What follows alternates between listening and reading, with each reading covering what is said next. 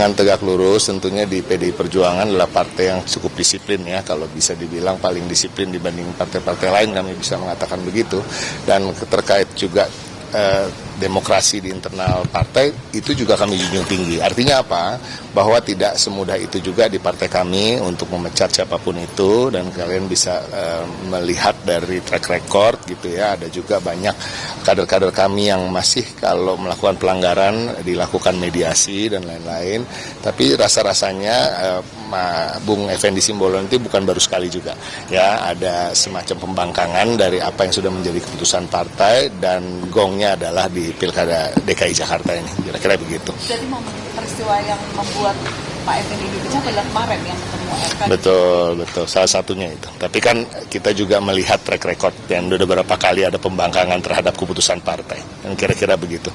Mas Mungkin ya? Ini kan yang jadi pertanyaan juga dari publik itu, sekarang kan udah ada langkah tegas untuk pemecatan Pak Effendi. Nah sebelumnya kalau buat Pak Jokowi sendiri itu udah ada langkah seperti yang sama juga ke Pak Effendi, atau sebenarnya Pak Jokowi juga sudah mengembalikan KTK atau seperti apa? Saya jawab pendek aja ya, tidak semua langkah, tidak semua keputusan partai itu menjadi konsumsi publik, itu aja, kira-kira begitu. Tapi artinya juga sudah bukan kader juga kan ya Mas, ya udah mungkin dari jauh-jauh lama ya.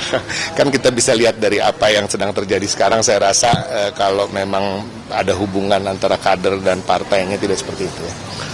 Mas, tadi Mas Hasto itu bilang kalau untuk Jokowi sekarang masalah tapi kalau Prabowo.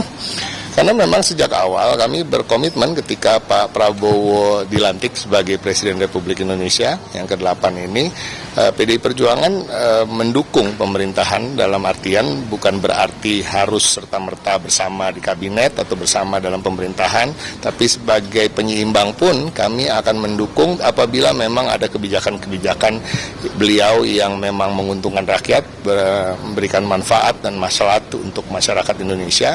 Di DPR tentunya, di mana PDI Perjuangan memiliki kekuatan yang cukup, artinya juga Ketua DPR RI-nya juga dari PDI Perjuangan, kami akan membantu untuk bagaimana kebijakan itu bisa berjalan. Tetapi juga mendukung dalam artian memberikan kritik, masukan, dan juga menghadirkan solusi-solusi yang alternatif bagi kebijakan-kebijakan yang disampaikan apabila kami merasa ada kebijakan yang lebih baik untuk bisa dilakukan sebagai pemerintah. Jadi pada prinsipnya PDI Perjuangan masih berada dalam posisi itu, jadi kita bahu-membahu bagaimana membangun bangsa sebagai pemerintah maupun penyeimbang. Jadi artinya kita nggak ada barrier, nggak ada batasan, nggak ada hambatan terkait dengan komunikasi dengan Pak Prabowo dan Partai Gerindra sekalipun.